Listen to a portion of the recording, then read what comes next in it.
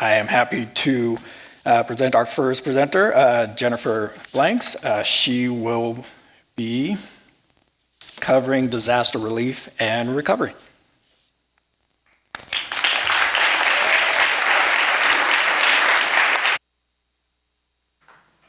Good afternoon. Okay, good. I was about to say it's a lot of people in here. I'm expecting a response. So I'm Jennifer Blanks. I'm a PhD student from Texas A&M University. Gig 'em.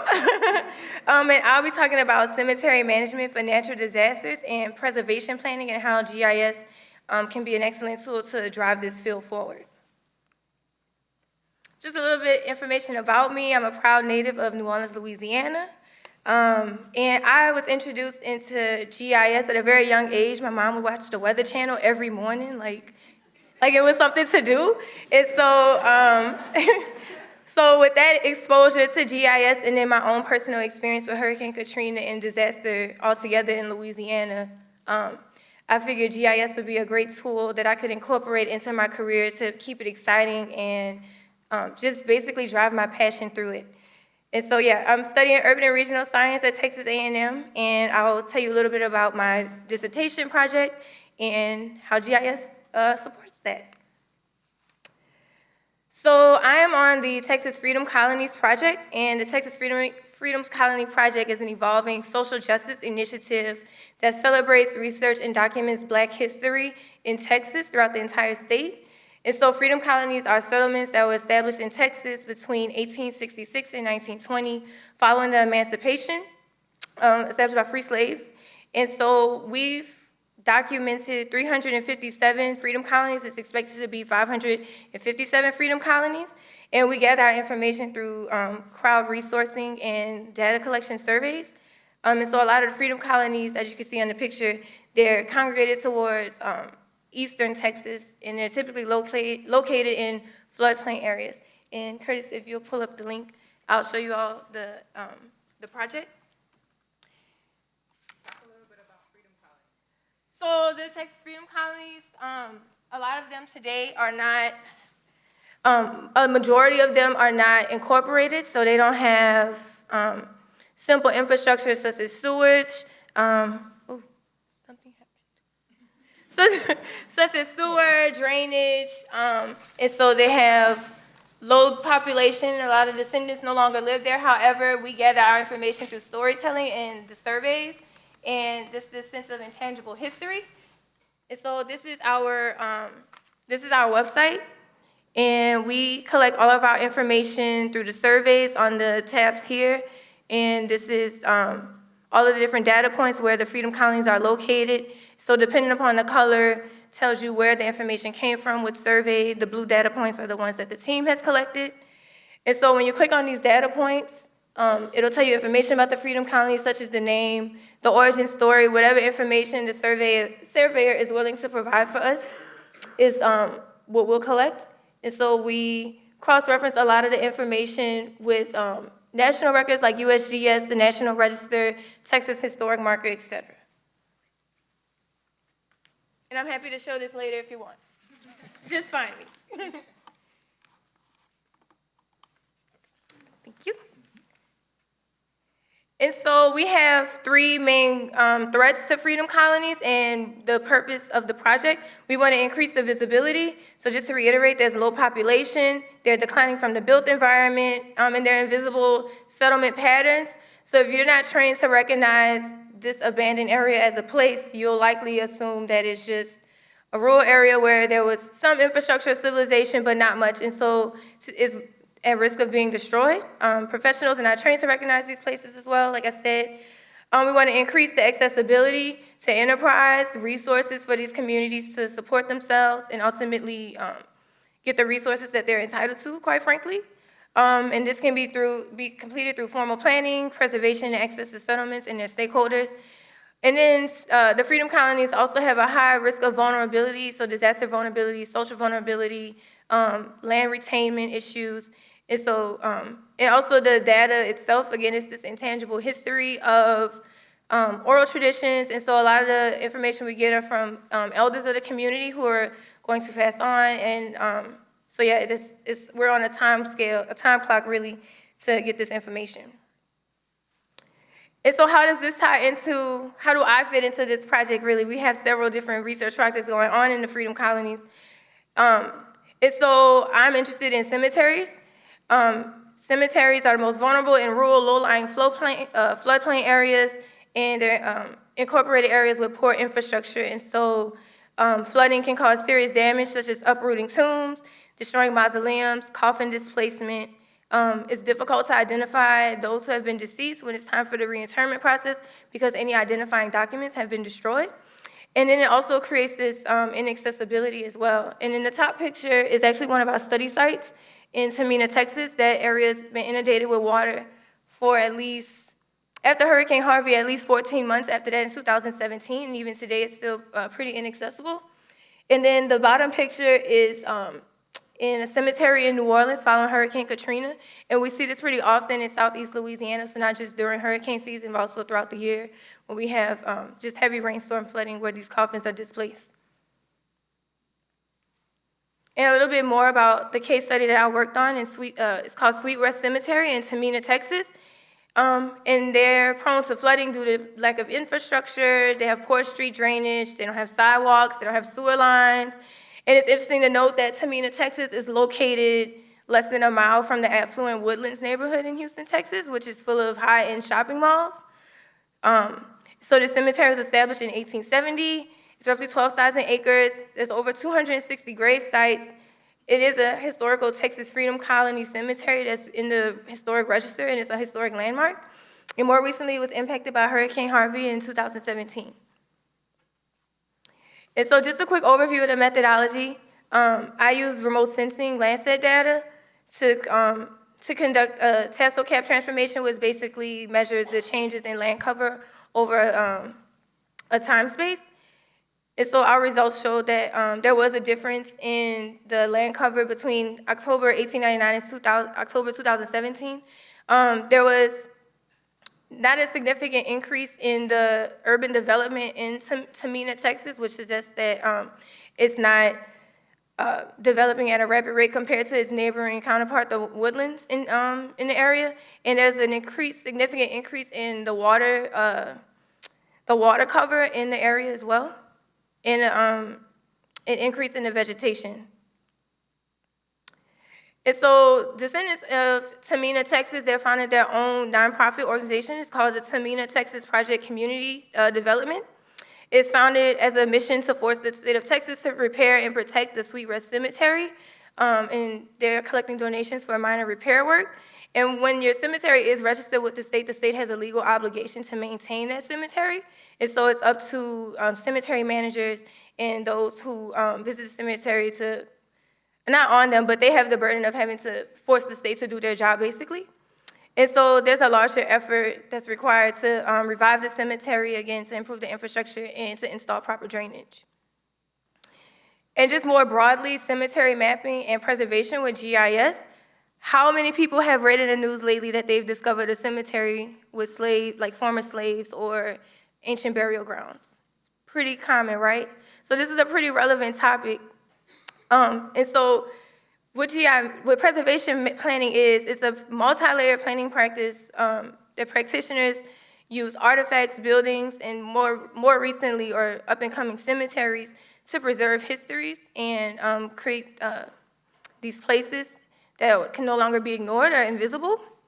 And so the idea is to connect cemeteries to planning preservation to mitigate these issues where we're finding or discovering cemeteries. So like more recently in Sugar Land, Texas in 2019, they found 95 remains of Black prisoners ranging from 13 years old to 70 years old. And then even earlier this year in January, University of Richmond acknowledged their part of the university building over slave burial grounds. And even on my way over today to the panel, I received the email from my advisor. There was another cemetery in, I believe it was Mobile, Alabama, or Huntsville, Alabama, where they found another ancient burial ground that was developed over it. And so GIS allows managers to input identifying characteristics such as plot markers, death certificates, and coordinates into the map. And so with my dissertation, I'm hoping to incorporate Survey 123 to build my survey and use that to embed it into the database that we currently have to collect that information. In regards to disasters and flooding mitigation with coffin displacement, ideally, you can create a virtual cemetery and update it regularly or routinely, so in the place displacement does happen, it can be a little bit easier to reintern someone where they belong or where they're from. And so these are our social media handles for the Texas Freedom Colonies Project. I'm happy to take any questions when I get to the panel. Thank you. Thank you.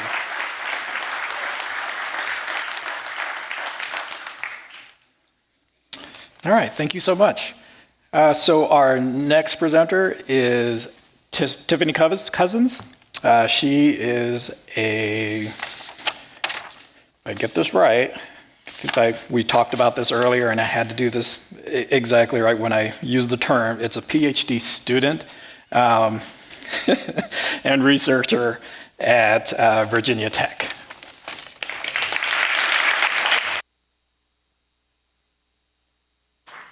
Hello, good afternoon. Go Tiffany. Thank you. Okay, so I'm Tiffany Cousins, I go by Tiff.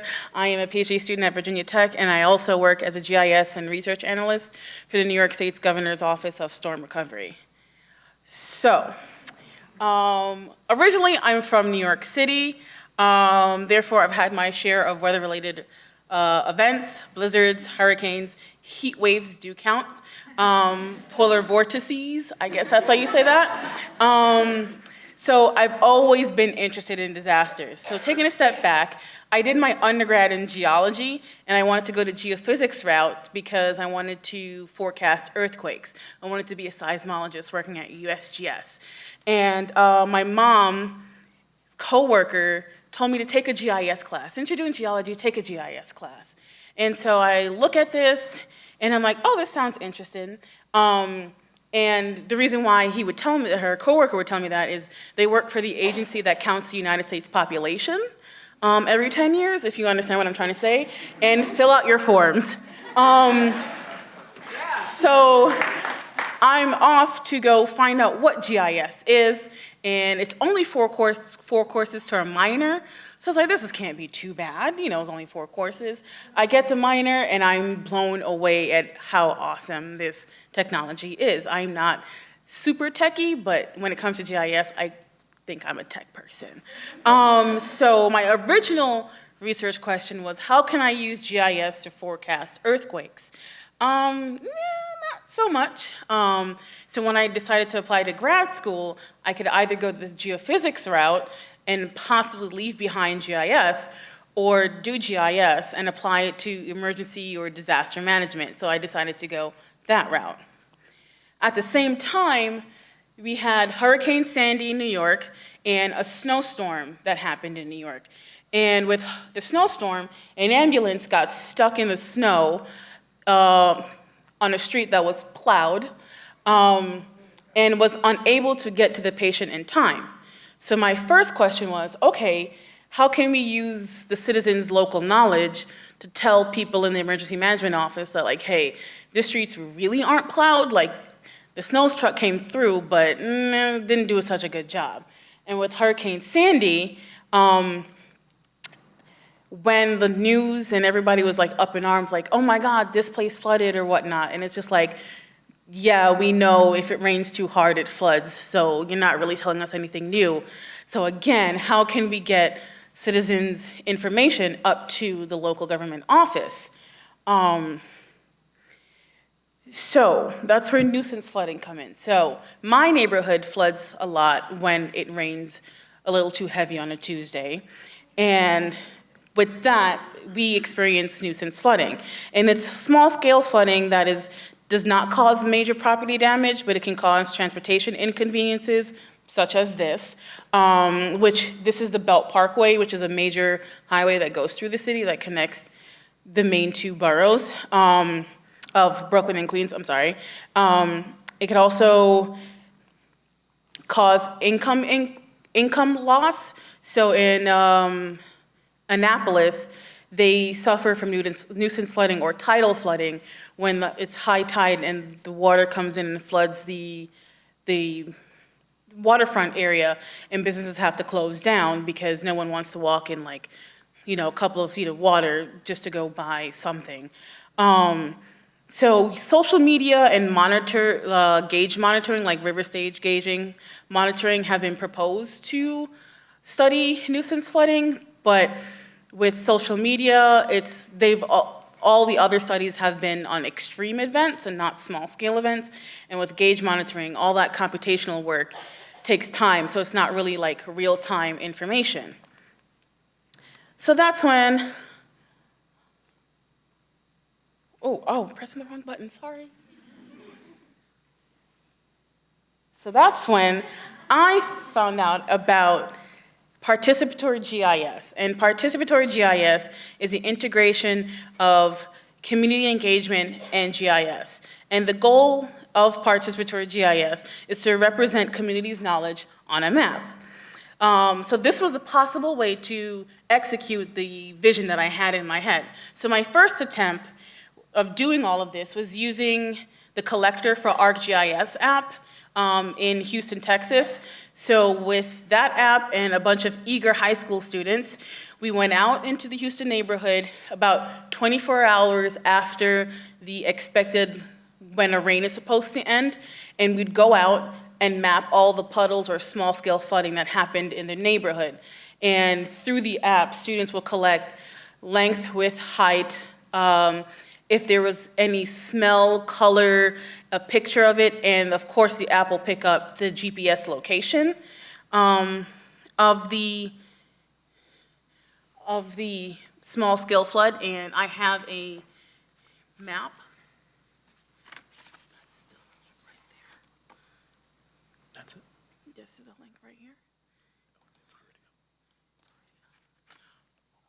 Okay, so, sorry. Okay, so this is the end result of the project that we did out in Texas. All the blue dots represents where there was actual flooding or puddles. The red dots represent, like, we've walked this entire block and there was nothing on here. And then the purple dots were, we're not too sure if there was anything on that block. So as they collect the data in the app, it gets uploaded to ArcGIS online, and you could kind of see it in real time. So taking my lessons learned, what I should have done, what I could do better, I am redeveloping the project right now for my dissertation as a project-based learning module. And this time, a lot of things that are different is we will have more lectures on what is participatory GIS, like what are we actually doing, what is spatial analysis, what is the project. And there will be a reflection assignment given to the students, like, hey, like, what did you learn? Did I learn something going through this entire module or not? Did we just waste your time in class? So this right here is the Virginia Tech campus. This is a preliminary map of where we would study all of that, all of the flooding that happens on campus. And as a group, as an entire class, we're going to break up the campus into 9 sections, and there'll be 18 groups, so 2 groups per section. So we'll have like a validation thing, and this is an example of something that we would collect around campus. This happened 2 weeks ago, actually. So moving forward, in about a month, right after the beginning of April, I will be testing this with a first-year engineering class. My committee member and professor of engineering education allowed me to use her class to test this out. So I'm taking that test, what I need to refine, and then hopefully we'll go into actual communities, either Harrisonburg, Virginia, or Giles County, Virginia, and do some flood mapping there. The whole purpose of all of this is to collect that information, and hopefully that can be data that given to policy people to influence flood mitigation and flood policies in the future. Thank you very much. If you're interested in learning more about this or following us through the entire thing, you can follow me on Instagram at The Research Adventure of Tiff Tiff or on Twitter at ResearchTiff. Thank you.